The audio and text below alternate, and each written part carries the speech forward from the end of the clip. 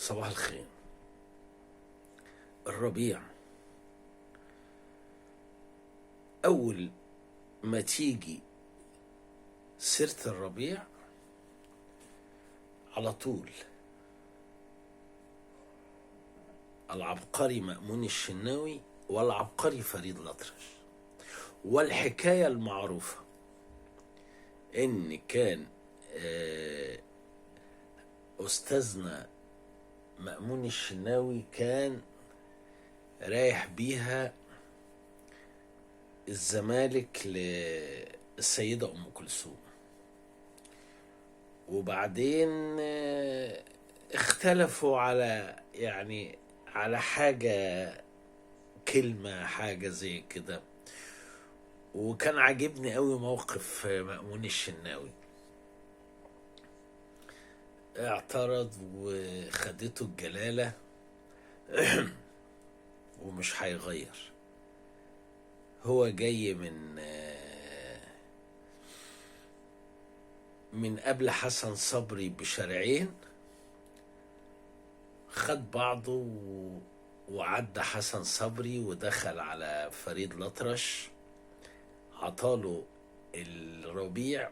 وكانت الأيقونة مش بتاعت فصل الربيع بس، بتاعت فريد الأطرش من وجهة نظر الصراحة. يعني طبعا عمل له حاجات مرعبة بعد كده، يعني أول همسة ديت أغنية خالدة زي النهاردة كان حبك. الربيع يعني تقريبا دي مثلا في في الخمسينيات، لا مش في الخمسينيات، دي كانت في أواخر الأربعينيات، اللي هو كانت في الفيلم بتاع عفريتة هانم. وطبعا احنا عارفين بقى يعني سامية جمال والربيع. طبعا هي مكتوبة الربيع، لكن هي بتتكلم على الشتاء وبتتكلم على الخريف. وادي الشتاء يطول ليه على اللي فاته حبيبه، يناجي طيفه ويناديه ويشكي الكون تعذيبه. وأيام رضاك يا زمان هاتها وخد عمري، اللي رعيته رماني فاتني وشغل فكري. كان النسيم غنوة النيل يغنيها، وميته الحلوة يفضل يعيد فيها. طبعا وانا يعني عشان انا مش محضر، مش كاتب، فاكيد في كلام بيقع، بس هو المعنى اكيد بيوصل. يعني من اغاني الربيع كمان اغنية بتاعت السندريلا، صلاح جاهين وكمال الطويل. طبعا يعني دي يعني فيها كل الجمال والحلاوة والطعامة بتاعت سعاد حسني. الدنيا ربيع والجو بديع، قفل على كل المواضيع، ما فيناش كاني وما فيناش ماني، كاني ماني ايه الدنيا ربيع. طبعا الكلام اي حد بيسمعه هيقول كلام حلبسها يعني، لكن لا، كان كلام لطيف ولذيذ، وهو بيتناسب مع ال الفيلم نفسه. فيلم خفيف ظريف لطيف، فيه ممثلين كوميديان كتير جدا، ستات ورجالة. وطبعا الدنيا ربيع دي غنوة ما حصلتش حقيقي يعني. وطبعا صوت سعاد حسني لوحده ربيع. في بقى زكريا أحمد وبيرم التونسي، برضو في الأربعينيات 47 48 عملوا للسيدة أم كلثوم غنوة غريبة جدا. الورد جميل، جميل الورد، الورد جميل وله أغصان عليها دليل، مش عارف إذا أهداه حبيب لحبيب يكون معناه وصاله قريب، وشوف الزهور وتعلم بين الحبايب تعرف تتكلم، شوف شوف شوف.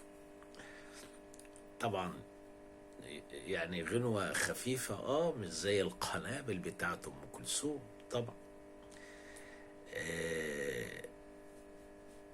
في أغنية بتاعت الموسيقار العظيم محمد فوزي، اللي هي كانت في فيلم، أنا مش فاكر الفيلم حقيقي، اللي هي الزهور. دي كاتبها شاعر كبير، يعني اتظلم من وجهة نظر، يعني اتظلم فنيا كتير، الشاعر صالح جودة. مش عارف يعني هو اتظلم لأسباب، يعني أسباب سياسية ما ملهاش دعوة بفنياته، هو فنان عظيم طبعا. الورد له في روايحه جنان يجمع بين النار والجنة، حكم الزهور زي الستات، وكل لون معنى ومغنى، ولكل لون معنى وكل لون مغنى. طبعا أغنية بديعة جدا يعني. طبعا إذا كان فريد الأطرش عمل أيقونة الربيع، أخته أسمهان حلم الحكيم وده تقريبا عمل له حاجة عشك يا بلبل بس، وأنا حاولت أسرش عليه أو أعرف أي حاجة كتبها من مختارات الإذاعة من كذا، لقيت هو الحاجات دي. في ناس كده على فكرة بتيجي بتبرق كده وتتكل على الله وتمشي. الأغنية بتاعت اللي هو كتبها يا بدع الورد يا جمال الورد، دي كانت وهادي حبك يا عاشق، تقريبا كان في بشارة وكيم، وكان يوسف بيك وهبي طبعا. يعني في أغنية فيها الكلام إلك يا جارة، حضرتك بتكلمني له غلطان يا بي، عم بقروش بحكي مع حالي. طبعا دي الأغاني طبعا في أغاني كتيرة عن الربيع، لأن الربيع موسم، يعني بعد ما احنا بنتكتك في الشتاء ونتلم ونلم نفسينا، بيجي الربيع بيخلينا يعني ننفجر كما تنفجر الزهور يعني.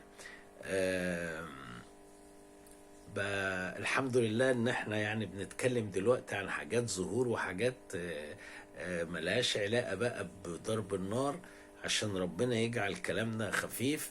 وانا بشكر كل اصدقائي اللي بيعلقوا واللي بيكلموني على الفيديوهات، واتمنى ان انا اكون عند حسن ظنهم دايما، وان شاء الله اشوفكم في حلقة تانية على خير.